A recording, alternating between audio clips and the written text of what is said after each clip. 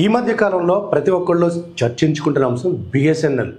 అందరూ జియో వదిలేసి బిఎస్ఎన్ఎల్కి వెళ్తున్నారు. నిజమేనా అంటే వాస్తవమే అని చెప్పాలి.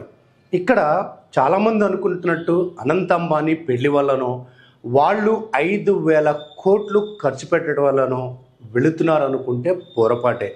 బిఎస్ఎన్ఎల్కి పోర్ట్ అవ్వడానికి ఉన్న ప్రధానమైన కారణాలు చూస్తే జియో మొట్టమొదటిగా వచ్చినప్పుడు ఫ్రీ అంటే మీకు మొత్తం ఫ్రీ, సిమ్ కాస్ట్తో సహా ఫ్రీ అని చెప్పి వస్తువునే మార్కెట్ని షేక్ చేశారు.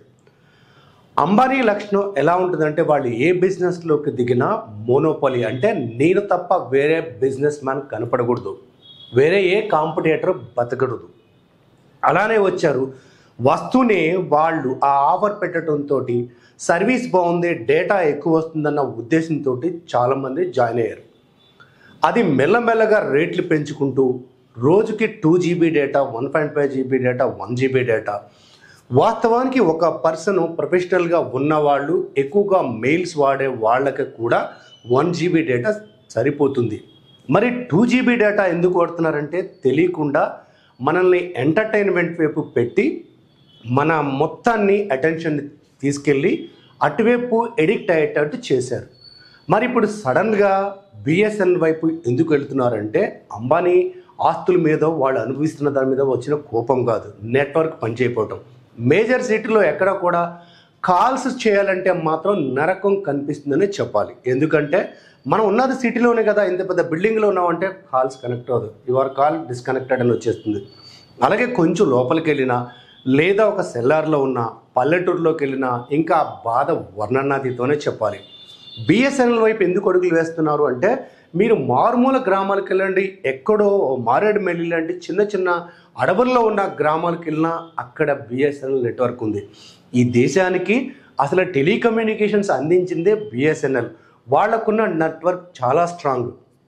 కానీ చాలామంది అంటుంది ఏంటి, వాళ్ళు ఇంకా అప్గ్రేడెడ్ వెర్షన్ అంటే 4G 5Gలో లేరు కదా, దానివల్ల నష్టం వస్తుందేమో అంటే ఏ నష్టము లేదు. మీరు ఫోన్ కాల్స్కి ఇమీడియట్ ఇన్ఫర్మేషన్ ఇవ్వడానికి మనం అవైలబుల్లో ఉండడానికి మనం తీసుకోవాలి కంటే BSNL is the best option. ఎందుకంటే మనం వాడేది అంటే కామన్ మ్యాన్ లైఫ్లో ఏదో ప్రొఫెషనల్ అయితే తప్పితే ఇంత పెద్ద వీడియోలు పంపించడం లేకపోతే డేటా పంపించడం తక్కువగా 1.5 GB కాదు 1 GB కూడా సరిపోతుంది. మరో అంశం ఎందుకు వెళుతున్నారంటే ప్రైజెస్. మన టారిఫ్ చూసినట్లయితే మొదట్లో వచ్చినప్పుడు ఉన్న జియో వేరు, ఇప్పుడున్న జియో వేరు. పూర్తిగా కమర్షియల్ అయిపోయి రేట్లు పెంచేసి, ఎందుకంటే మేము తప్ప మీకు వేరే ఆప్షన్ లేదు అన్నంతగా తీసుకెళ్ళిపోవడంతో జనాలకు చిర్రెత్తుకొచ్చింది. అవసరమారా మనకి అని తీసి పక్కన పెట్టమన్నట్టారు. మీరు చూసినట్లయితే 298 రూపీస్కి 1.5 GB ఇస్తూ 28 డేస్ అంటే రోజుకు వచ్చి ₹10.75 67 పైసలు పడుతుంది మనకి. కానీ అదే బిఎస్ఎన్ఎల్ తీసుకుంటే మనకి చాలా తక్కువ కాస్ట్ తోటి అంటే 52 డేస్కి అదే 299 రూపీస్ వేసుకుంటే మనకి 58 డేస్ వస్తుంది. సేమ్ డేటా ఇస్తున్నారు అంటే రోజుకు వచ్చి ₹5.07 పడుతుంది. అంటే దాదాపుగా సగానికి సగం తేడా ఉంది. ఇదే ఉంది పెద్ద విషయం ఉంది, పైసలు నువ్వు ఒకరోజు కాదు, ఇది సంవత్సరం అంతా భరించాలి. ఇంట్లో నలుగురు ఉన్నారంటే నలుగురు రీఛార్జ్ చేసుకోవాలి. ఇంకోటి ఏంటంటే ఎక్కడైనా ఊర్లోకి వెళ్ళిన సిటీలో పనిచేసే వాళ్ళు ఏ వీకెండ్కో లేదా ఏదైనా అవసరం వచ్చి ఊరికి వెళ్తే అక్కడ పనిచేయదు. మనం కనీసం బాస్తో చెప్పుకోవడానికి కమ్యూనికేట్ చేయండి, కాల్స్ బాగుండాలంటే ఖచ్చితంగా.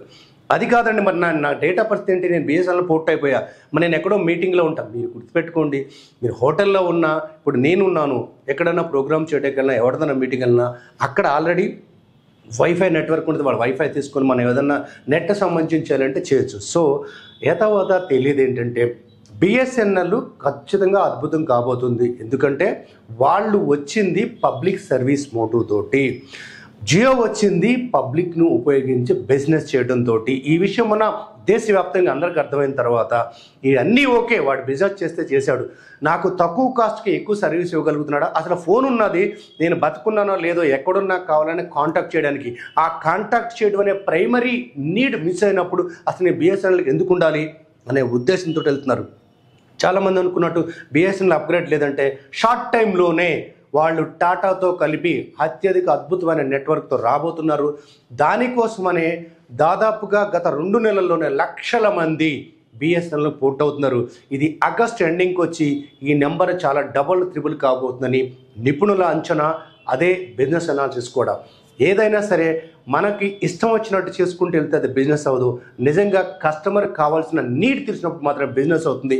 ఈ ఒక్క కారణంతోనే బిఎస్ఎన్ఎల్ దూసుకుపోతుంది, జియో డౌన్ కాబోతుంది.